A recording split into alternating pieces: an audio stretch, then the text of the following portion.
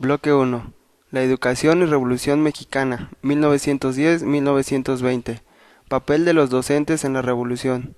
Muchos maestros fueron a la revolución, ya que sus afinidades eran más cercanas a las de los jefes revolucionarios. En 1917 se suprime la Secretaría de Instrucción Pública y Bellas Artes, y las escuelas primarias se transfieren a los ayuntamientos del distrito y de los territorios federales. Al principio, el cambio más notable fue la interrupción del antiguo proyecto para federalizar la enseñanza primaria, uniformándola en todo el país mediante la centralización, las asambleas nacionales de instrucción pública y el acuerdo entre el gobierno federal y los gobiernos de los estados. Esta uniformación pretendía construir un sistema nacional de educación primaria moderno, con todos los elementos comunes e igual orientación en toda la República. El proyecto federalizador incluía la enseñanza normal como parte de la estrategia para construir un sistema nacional de educación primaria, al mismo tiempo que buscar reorganizar las escuelas normales e incluso la propia profesión, sobre bases comunes en toda la República. En general, se buscaba una enseñanza normal mucho más comprendida con el pueblo y con la revolución. Se agregó durante la revolución una especie de nacionalismo profesional en el doble sentido. El profesorado primario representaba mejor carácter nacional que los catedráticos, y los egresados de las escuelas universitarias cumplían una función de integración nacional. En el magisterio había ganado terreno la idea urgente de consolidar un proyecto educativo y un sistema pedagógico dotado de un fuerte sentido irraigambre nacional, orientado por el imperio de la integración, que atendiera a la realidad plurirracial y pluricultural de los habitantes del territorio nacional. Las escuelas normales transmitieron y reprodujeron los valores del orden y fueron transmisoras de valores del cambio. Al mismo tiempo, fueron nidos conservadores y cuna de revolucionarios. La normal tenía que difundir la información básica de los mexicanos, formar profesores de educación primaria, elemental y superior. Nació para alfabetizar e integrar la nación a los grupos marginados de desarrollo. Los normalistas eran condenados a trabajar para el Estado. El patriotismo profesional y el nacionalismo educativo y pedagógico del magisterio se cambiaron y contribuyeron a acentuar la politización del magisterio, principalmente en 4 sentidos. Una mayor intervención directa del profesorado para designar a sus autoridades en diversas entidades federativas, incluido el Distrito Federal. Una mayor participación del profesorado para decidir las políticas educativas y pedagógicas. Una mayor participación del magisterio en la vida política nacional, y una penetración mucho más visible y directa de la política y políticos en el ramo de la instrucción pública. La universidad, en cambio, tenía que contribuir a forjar el alma nacional, mediante la investigación y la reflexión filosófica sobre la realidad del país, las actividades, ambas que requerían un régimen de libertades absolutas. El papel central de la universidad era, en un principio, la formación de profesionistas liberales, incluso les exigía que fuesen profesionistas egresados de sus escuelas y facultades. Los maestros se sumaron a la revolución en los estados y ayuntamientos que se fueron a la oposición desde el principio o en los que dominaron los primeros grupos opositores del gobierno de Díaz. Muchos profesores siguieron trabajando o colaborando con los gobiernos y ayuntamientos oposicionistas, igual que les hacían antes que se convirtieran en opositores al régimen. En algunas partes las autoridades siguieron siendo las mismas. Al principio fueron muy pocos los maestros que por decisión personal se enrolaron en alguno de los grupos alzados o levantados en una región distinta y distante al lugar donde desempeñaban su función docente. Condiciones que propiciaron la creación de las escuelas rudimentarias. Nadie creía que hubiese habido necesidad de mejorar la economía de la población rural y de educar a los indios y a los mestizos que vivían en el campo, a pesar de que eran las 2/3 partes de la gente que habitaba la República. Significaba aproximadamente en aquella época 9 o 10 millones de habitantes. En ese tiempo la Secretaría de Instrucción Pública y Bellas Artes no ejercía jurisdicción alguna sobre los estados, pues su acción se desenvolvía solamente dentro del Distrito Federal y dentro de los territorios federales de entonces, que eran Baja California, Tepic y Quintana Roo. Fue necesario que el Congreso votara en 1911 una ley de educación de alcances nacionales, obligatoria para toda la República. En la historia de la educación de México, esta ley se conoce con la denominación de Ley Federal de Instrucción Rudimentaria. Las escuelas nacidas en virtud de esta ley se llamaron entonces escuelas rudimentarias.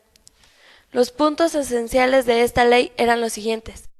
Enseñarían a hablar, leer y escribir el castellano y a ejecutar las operaciones fundamentales y usuales de la aritmética. La instrucción rudimentaria se impartiría en 2 cursos a lo sumo. La asistencia a las escuelas rudimentarias no sería obligatoria y se daría a unos cuantos analfabetos que concurrieran a las mismas, sin distinción de sexos ni edades. Para estimular la asistencia a esas escuelas, se procuraría distribuir en las mismas alimentos y vestidos a los educandos que lo necesitaran, en la medida de las posibilidades gubernamentales. El subsecretario de Educación, ingeniero Alberto J. Pani, con ausencia del secretario del ramo y del mismo presidente Madero, sondeó la opinión pública del país acerca del particular y en 1918 publicó un libro que llevaba el título de Una encuesta sobre educación popular. He aquí tomadas al azar algunas de las opiniones que contiene. Un subsecretario de Educación. Había que excluir de la enseñanza a los adultos, había que enriquecer al programa con otras materias, habrían de crearse escuelas prácticas de agricultura e industrias regionales. Se imponía la necesidad de crear la mayor posible escuelas normales rurales que prepararan a maestros debidamente capacitados para las escuelas del campo de que hablaba la ley. Un profesor del interior del país encontraba reducido el número de asignaturas y ausencia del canto en el programa. El gobernador de un estado está conforme con la opinión del subsecretario, pero expresa su inconformidad con la idea de excluir a los adultos. Un político, diputado, aconseja el sistema de escuelas rurales ambulantes, el empleo de maestros y maestras que recorrieran todo el país, impartan al aire libre o bajo tiendas de campaña, la instrucción relativa a la lectura y escritura, y dieran conferencias sobre los medios de mejorar los procesos industriales y agrícolas de cada región. El profesor de una escuela de comercio de estudios superiores. La lectura y escritura son medios y no fines en la educación del pueblo. Otro político. Censura la uniformidad del sistema para todo el país y dice que sería bueno ensayar la rehabilitación cultural de la población rural. Un periodista liberal moderado. Crear escuelas granjas. Dice también que los miembros del clero rural católico podrían empeñarse en calidad de maestros. Un miembro de la Sociedad de Geografía y Estadística. Sugería que se obligara a los dueños de negociaciones rurales de carácter industrial o agrícola que establecieran y sostuvieran por su cuenta escuelas primarias para los trabajadores y sus hijos. Un diplomático. Que se agregue al programa el baño, los hábitos de limpieza y alguna educación higiénica. Un sabio de la universidad, doctor en filosofía y maestro de varias generaciones.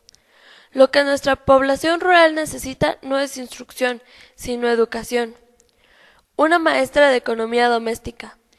Que se eduque convenientemente a la mujer campesina, a fin de que pueda elevar el nivel de la vida de la familia. El entonces director del Museo Nacional de Arqueología e Historia, creando por todas partes escuelas que no solamente alfabetizaran, sino que enseñaran también la agricultura y las demás actividades económicas propias de cada región.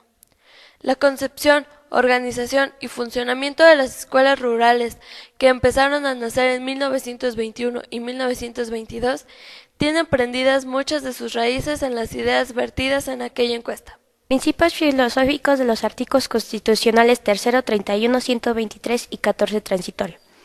Artículo 3. Laica, para quitarle el poder a la Iglesia. Gratuita. Los hijos o pupilos no pagan. Los padres pagan a través de los impuestos. Libertad. Todos podían recibir educación. Escuelas privadas. Debían ser vigiladas para controlar lo que es enseñanza. Ningún ministerio podría dirigir la enseñanza. Artículo 31. Obligación para que los niños menores de 15 años no se quedaran sin educación. Guardia Nacional, porque había constantes conflictos. Manejo de armas. por la guerra interna del país, se necesitaba engrosar las filas. Disciplina militar, buen comportamiento, prohibición del alcohol.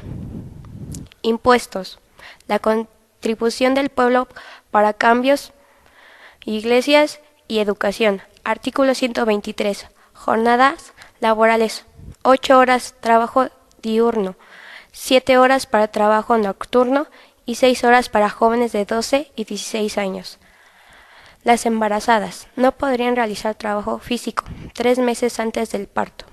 1 mes después tienen permiso y descanso para amamantar. Salario igualitario, a trabajo igual. Salario mínimo, suficiente para garantizar las necesidades y se debía pagar solo en moneda. 1 día de descanso por 6 días de trabajo. Reparto de utilidades para los trabajadores. Huelga y paros lícitos para que no violaran los derechos de los trabajadores. Artículo 14 transitorio. Quedan suprimidas las Secretarías de Justicia y de Instrucción Pública y Bellas Artes. Conclusiones. Las escuelas normales fueron nidos conservadores y cuna de revolucionarios.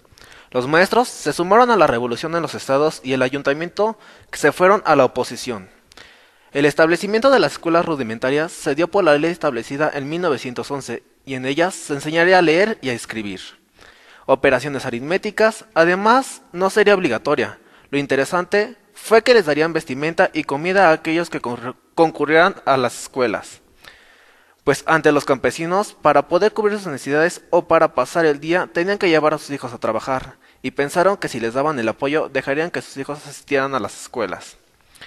Con la consolidación de los artículos 3, 31, 123 y 14 transitorio, se establecieron normas tanto como la de educación como laborales y obligatorias de los mexicanos.